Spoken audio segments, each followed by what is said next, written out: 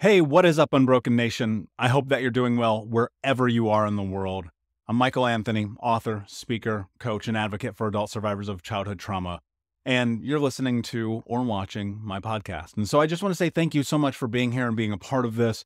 My goal with speaking about what I talk about every week and the guests who come on and all the things that I do is to give us as trauma survivors, A, community, and B, tools so that we continue to move forward in our life. And that's so much about what this is. And I think it's more pertinent than ever to acknowledge that we really need tools right now, especially in 2020, towards the end of it. Christmas is around the corner. New Year's is right behind that. And then what?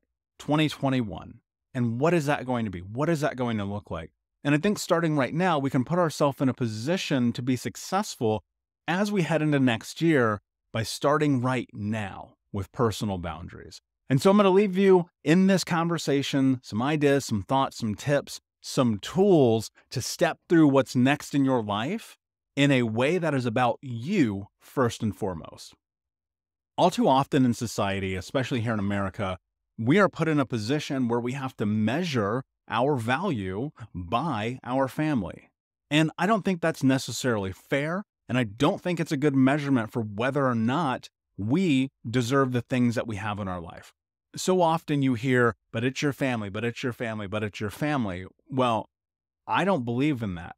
I don't believe that we have to put ourselves in a position in which we allow toxicity to run our life. Now, how do you move through that? I posted the other day something to the effect of it's odd that we live in a society that puts family first over self-care, over taking care of yourself, over putting you first. And toxicity, as we know, is running rampant in homes around America and the world. I don't want to just single out America because it's everywhere. And this idea and notion that family has to always come first really drives me crazy because that catapults into work has to come first, and girlfriends and boyfriends have to come first, and pets have to come first, and neighbors have to come first, and strangers on the streets have to come first. And I don't believe that that leads to sustainability. We, as individuals, have to put ourselves first. Now, that said, this does not come from a selfish place. This just simply comes from a place in which we have to acknowledge that if we do not take care of ourselves first, how are we going to take care of the world? And when I think about goals, I think about attributes, I think about all the things that I want to accomplish or do in my life. If I don't put myself first, I can't possibly move towards those things.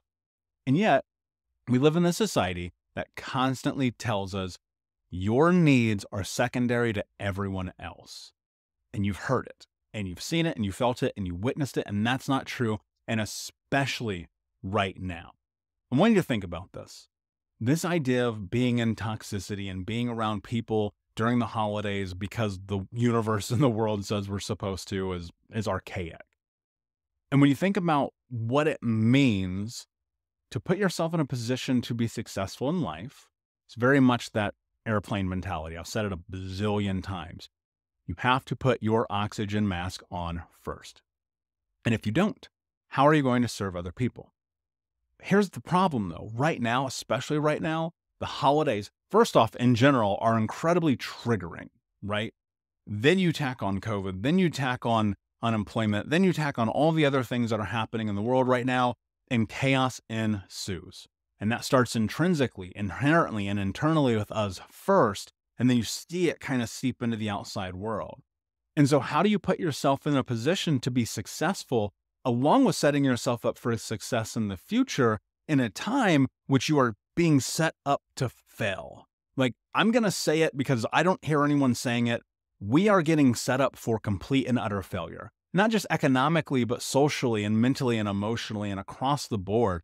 Right now is probably one of the hardest times in human history to actually put yourself in a position to show up for yourself. Tools are limited, money is limited, access is limited, and yet we have the ability, if we choose, to find our way through it no matter what. Now, how do you get to that place? I don't think that you can get there if you are triggered. If your brain and your body are disconnected and you're dissociated and you're attacking everything from left field at 100 miles an hour without really understanding how you got to where you are right now, you are going to have no benefit in this journey, right? Because you're not going to be able to recognize what is actually happening. And we also call this being present. And so I think about this. With pause, take inventory of your life. Look at where you are and look at where you want to go within the next 90 days, right? So we're talking about March. Not that far away. March is not that far away. So how do you start game planning for next year right now? How do you put yourself in a position to be successful when you're being triggered and impacted by the holidays, by Christmas, by toxicity? You have to pause. You have to take a break. You have to remove yourself from everything and decide what is it that you want your life to look like within the next 90 days. And I choose 90 days because I think it's palatable. I think it is very easy as an access point to start creating change in your life within 90 days, right? We know that it takes 66 days to create a new habit. That's great, but I'm less interested and curious about habits right now and more interested about the impact of what you do on a daily basis between now and 90 days from now to set yourself up for success. And that starts in this moment. We are a few days away from Christmas. And some of you listening and watching right now are going to do something that you know you should not do. You're going to go to a family event. And that's not a COVID thing. That is a self-care thing. That you are going to break a promise to yourself that you are putting yourself first by going and putting yourself into a toxic scenario. Now look, I'll say this. I recognize not everyone has to deal with toxicity right now in the current moment, but that doesn't mean that you cannot still be triggered by events of the past around this time of year. The way the food smells, the way the candles are lit, the darkness, like it's so much, right? And then you tack on the holidays, right? Go be with the family. Go be around the people who you don't want to be around. Put yourself second. Buy the Christmas presents you can't afford. Buy the dress you can't afford. Show up with the things that you shouldn't bring. Like the list goes on and on and on about the ways that we put ourselves secondary in this process. And what I want you to think about is this. As you move forward in your life, how are you going to be successful if you're unwilling to put yourself first? And being unwilling to put yourself first means subjecting yourself to, in effect, the torturous environment of toxicity. I think about this all the time. When I was a kid, all I ever wanted was someone to come and rescue me. And I mean this. I'm not making this up. This is not hyperbole. This is true. All I ever wanted was someone to come and rescue me. Someone to come and knock on my door and say, hey, Michael, I'm your real father. I'm Mr. Rich Guy. I'm whomever.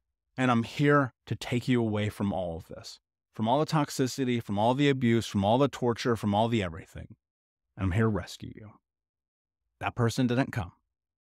That person isn't coming for you either. And I'm sorry. And it sucks and it's fucking unfair. And I wish that weren't the case. But I want you to understand this. That means that you are in the position to be in control of your life. That means that you are in the position to create the change that you want. And to get to that place, that starts with showing up for yourself first and foremost. The very first thing I think about in this process is, how do I put my boots on first? Got to walk out the door. I got to go down the street. I got to go and take care of all the things in life that one has to take care of. Well, how do I put my boots on? How do I put myself in a position to be successful first, knowing that the second I walk out the door, everyone is going to want everything from me? Now, this is hyperbole or an analogy or however we want to describe it. So I think about this. If I'm going and I'm putting myself in situations that are toxic to me, is that not a form of self-sabotage? You hear about it all the time. Stop sabotaging yourself. Stop sabotaging yourself. The problem is people don't know that they're sabotaging themselves. And this may be your experience right now, was stuck in a habit loop based on experiences that told me this is the way that I am supposed to behave because this is human behavior. i.e., I'm going to burn down everything in my life because it seems like that's the thing that I'm supposed to do. Loop. Again and again and again, ad nauseum. until the moment that you stop and you go, what is really happening in my life right now? Can I show up for myself? Can I stand up for myself? Can I put myself in a position where I come first all the time? Now, look, you may have kids and you may have family and you may have a husband or a wife or a partner or whatever. You may have business obligations. You may have friends. You may have all the things. And I hope that you do. I hope your life is fucking amazing right now. I truly do. But if you're not putting yourself first and you're listening to this and you're thinking about how do you turn your life into something that you're going to be even more proud of than where you are right now within the next 90 days, it starts with this. Put yourself first. Remove yourself from toxic environments without guilt, without shame, without beating yourself up. Because let me tell you this, the most important, I've mentioned this in the podcast many times before, the most important thing that I've ever done in my healing journey started as a teenager when I removed toxic family members from my life.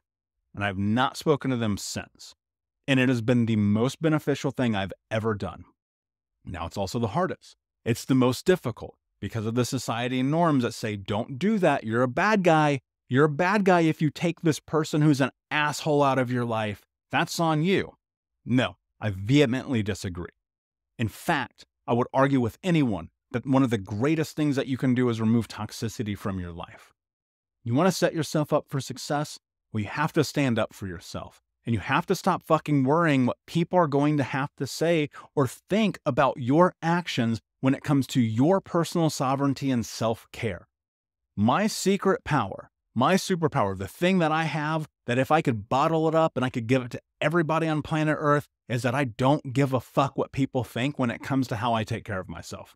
I don't care. Your opinion matters zero in how I decide that I need to take care of myself. Nobody lives for you. Nobody breathes for you. I say it all the time. Only you get to choose how you show up in this life. And because of that, you are in this amazing and distinct position that gives you and affords you the opportunity to step into something really beautiful.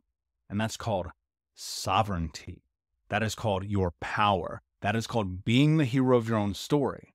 And yet, even as you listen, there's that part of you that's going, but, I have to, I should, I have to. Someone's telling me, family's going to look at me, neighbors are going to judge me. So what?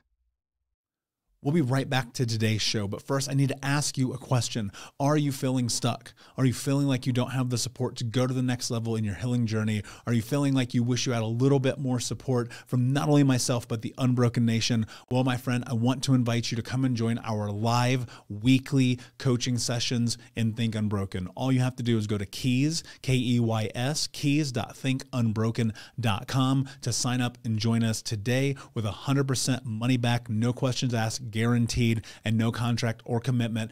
Every week for the next year, you can come and be a part of our live coaching sessions each Monday as we dive deep into not only answering your questions, but questions from the Unbroken Nation and help you take all of the information that you learn in the podcast, in the courses, and other areas of this journey, bring them into your life and use it in a way that is practical, life-changing, and transformative. So my friend, join us at keys.thinkunbroken.com, and we will see you this Monday. Here's the thing. On a long enough timeline, you're going to die. That's the truth. And that's not to be like super negative. In fact, I find it to be very empowering.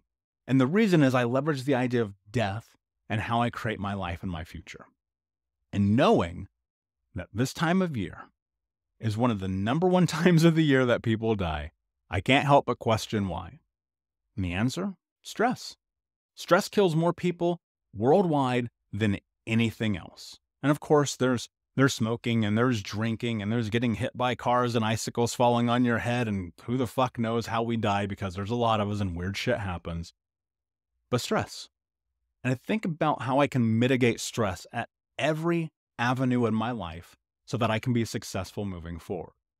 The number one thing that we have control over is who we spend our time with. Think about this. I said this during Thanksgiving. I'm going to repeat it, and I'll repeat it next year and the year after that until everyone starts doing it. When you get in your car to drive, or on the bus, or on your bike, or however you get there, to the place that your heart Your gut, your soul is screaming, do not go, and you go, you are doing yourself a grave disservice. Every time that you go, and you put yourself in that position, and you show up at that place that you know you don't want to be, you are lying to yourself. And look, you come by that honestly, and I do too. I get it. I used to show up. I used to go all the time. I'd be there. Aunt's house, uncle's house, cousin's house, grandma's house. I'd be like, I don't want to be here. I feel it wrenching my soul to step into this place where I have to be with these toxic people, where I have to get mistreated, where I have to get yelled at, where I have to be talked down to, where I've got to be treated less than, where I have no right in who I am or my existence or my say or any of those things. And feeling the impact of that as an adult is asinine. Think about this, right? If the form of insanity is defined as doing the same thing over and over and over again and expecting the same result, then by definition, putting yourself in this position where you come secondary is insane. Why? Why are you doing that to yourself?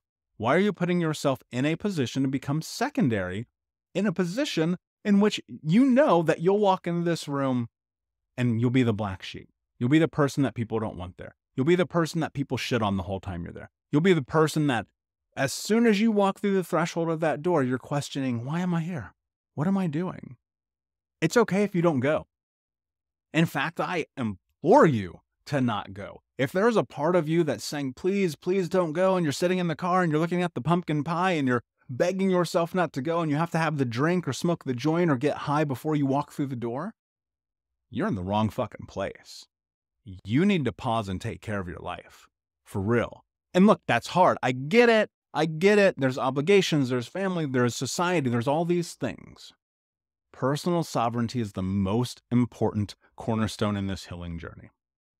And to be triggered right now, it's so incredibly difficult to step into that place because your mind and your body are not connected. So I'm going to give you a tool right now that you can take with you that I want you to use and utilize starting right now. And that is just mindfulness. And you hear about it all the time. And at this point, I've said it enough that I want you to be able to take it with you in a palatable way. So let's think about this for a moment, okay? Mindfulness is the practice of just being aware. If you're dissociated, your brain and your body are disconnected. Your brain's in la la land, your body's here in an autonomic state, just doing what it thinks it's supposed to do. Getting in the car, grabbing the pie, walking to the door, knocking on it, walking in, sitting there, dissociated, looking at your phone, hearing the blah, blah, blahs, drinking the drinks, and being like, how did I get here? That's a problem. We want to avoid that. We want to mitigate that risk. How do we do that? Mindfulness. First thing you have to do, pause. Guys, listen, there's so much happening in our lives on a day-to-day basis that it is almost impossible to be present without having really, like, the reality of it, it's impossible to be present without putting yourself in a position with establishing a space in which you force yourself to be present. I don't have a better way to explain that other than being present is about intention. And so how do you put yourself to be intentional about being present and mindful? You have to pause. Even if that means you have to schedule something into your phone to do so, right? And I have done that. If you look at my phone, there are calendar alerts that says check in with yourself. That may be an option, okay? But let's say it's the moment before you're going to walk out of your house into this scenario in which you know you're going to be further triggered. I want you to stop. I want you to close your eyes. And I want you to breathe for just 1 minute, as slowly and as deeply as you can. Now, of course, there are all kinds of breathing exercises that exist in the world, and you can go and find those. And that's not what I'm pushing you towards. What I'm pushing you towards right now is just stopping, breathing as slowly as you can, and thinking about every part of your body independently from your toes to your head to your fingers and back down. Because I want you to recognize where you are. And I want you to slow your breathing. And I want you to feel your body. And I want you to then, after 1 minute, make a decision. You know, Mel Robbins, whom I love and adore, often talks about the 5-second rule. And that is so spot on. But I think, and if you don't know what the 5-second rule is basically within 5 seconds of thinking something, you make a decision. That's gut. instinct. That's following your intuition. That's stepping into the known of who you believe you to be, right? That's super reasonable. I love the 5-second rule. It's powerful. It works in my life. But it used to take me a minute to get there. And that's why we start here, because we're so dissociated because of being triggered that our brain and body really need the extra time to step into what's next. So pause, breathe, take inventory of all of your body top to bottom, and then make a decision. And in that moment, that decision that you make needs to be one that is fortified within the trust that you have within yourself that you are doing the right thing for you. And then I want you to carry that over into everything else that you do all year long. So you step into 2021, I want you to carry that idea with you. Every time that you feel like you are questioning yourself about the choices and decisions that you make, I want you to get mindful. And I want you to step into being inside of your body to make a choice. Your brain and your body, they are connected in a way that is meant to create a survival mechanism, because ultimately the number one goal as a human being is survival, to live. It's a lot harder to live when you're always stressed out, when you're always triggered. More so when you're always putting yourself in situations or positions that you know you should not be in. And we do that because we come by it honestly. Ever since we were a child, we had to be thrown into these positions in which we had no say. If you take anything with you today, the one thing that I want you to understand is that you have say in everything that happens in your life from this moment moving forward. Whether or not that works for you lies in the decisions and the indecisions that you make. The things that you do are going to determine your future. They're going to determine your life. They're going to determine your next 90 days. So how do you create a pathway and a goal within 90 days that's attainable and achievable? You pause. You think about what you want life to look like 90 days from now. The exercise about mindfulness and about Christmas and walking through the doors, that is not just about that one day. That is a tool to set you up for success for the rest of your life. Because this is not the last time that you are going to make a hard decision. This is not the last time that I'm going to challenge you to put yourself first. This is not the last time that you are going to have to show up for yourself. And the question is, are you going to do it? Are you going to take this tool? Are you going to create an ideal goal? Are you going to move towards it every single day within the next 90 days? Look, the reality is, you can say, I want to be a millionaire and I want to start the next Amazon and blah, blah, blah, blah, blah. But what if your 90-day goal was to do only the things that you felt honest for you? What if your goal was to stop saying yes to things that you want to say no to? What if your goal was to show up for yourself? What if your goal was to stand up for yourself? What if your goal was that no matter what, for the next 90 days, you were going to put on your oxygen mask first? That's what this is about, guys. That's what this entire journey is. Putting yourself in a position to be successful by making choices and then taking action against those choices that are inherently true for you. That's this process. That's what life is. That's the secret that nobody tells you. If you want to be successful in life, you are going to have to put yourself first. And of course, I've said it before, there's a fine line between being selfish and taking care of yourself, right? And that's all about intention. That's all about choice. That's all about the way in which you're doing it. So I want to say this, and this will be the last podcast before the end of the year. And I want to thank you all who have hung out with me this year, the tens of thousands of listens around the world. Like, it's incredible to me. I decided to take this podcast more seriously over the summer, and I've felt the impact of it in my own personal life and also from the information and the responses that you guys give me. And it's beautiful, and I appreciate you. And I want to say thank you. I'm so grateful that you're willing to spend time and listen to me, because I recognize that there's a million people in the world that you could go and listen to. And so thank you. I appreciate that. And I also want to say, please, if you know someone that could use this kind of information, share this with them. And know this, like, during the holidays, it may seem like we're alone and it may feel like nobody gets us, but there's a community of people just like you right now who are listening to this. And I want you to connect with them on my social media at Michael Unbroken. That's on all the things at Michael Unbroken. There are people in those channels on Twitter, Instagram, Facebook, and here on YouTube and my podcast who need human connection. And I think that if we can come together, we can create that. And that's what this is so much about. And the last thing I'll leave you with is I know that a lot of you have gotten a copy or got your copy of Think Unbroken on paperback. And I want to say thank you for that. It means the world. And so I wish you a healthy and safe new year. Cannot wait to see you guys on the other side of this. Please like, subscribe, comment, follow, tell a friend, leave a review. It would mean the world to me. And until next time, my friend, be unbroken. I'll see you. Hey, Unbroken Nation, we'll be right back to the show, but I wanted to let you know that you can grab a copy of my first book, Think Unbroken, Understanding and Overcoming Childhood Trauma, for free. If you go to book.thinkunbroken.com, you can download the PDF ebook version of the book and get everything that I know about the baseline of healing trauma for free, downloaded to your email right now. Just go to book.thinkunbroken.com to download your copy of Think Unbroken, Understanding and Overcoming Childhood Trauma for a PDF for your phone. Again, that is book.thinkunbroken.com. Thank you so much for listening to Think Unbroken. Please share this episode with someone who could use it and help us move forward in our mission of ending generational trauma in our lifetime. And if you would, please take 5 seconds to pop on iTunes or Spotify, hit that 5-star, leave a review, and you can also reach out to us on social at Michael Unbroken or at Think Unbroken. And of course, you can check out our YouTube channel at Think Unbroken. Thank you for being a part of Unbroken Nation, my friends, and until next time, be unbroken.